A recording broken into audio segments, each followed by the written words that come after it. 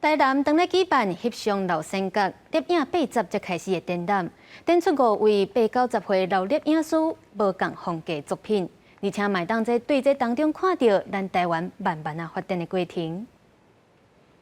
无论是大自然景致，也是生态，每张相片拢是艺术家眼中上水的光景。台南生活美学馆参台南文化局合办翕相老性格特展，展示5位摄影大师的经典作品。其中王定杰长期关心生态保育，民国81年乌bình拿杯予台湾人开枪事件引起各界关心。伊因为安尼决心记录乌bình拿杯的点点滴滴，坚持到今，伊希望会使洗清国际对台湾歹的印象。 30年来花了不少钱，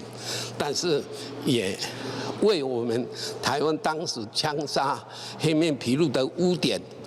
有一点把它擦掉了，让全世界知道我们台湾人非常喜欢它。一个人有一个特别的迄个特色吼，啊，甲创作的脉络吼，啊来甲揪出来啊，所以咯，5位虽然讲是5位无共款的艺术家，啊，你会看就正经5位人拢翕完全无共款的物件。特展以1930甲1940年出世的老性格为主，伫迄时阵翕相是足稀罕，洗相片步步拢是功夫。即摆数位时代翕相颠倒变甲 真普遍，展览丰富多元，嘛有摄影家用镜头记录疫情甲天高节喷药的实际情形，互大家进一步认捌台南。不只是一种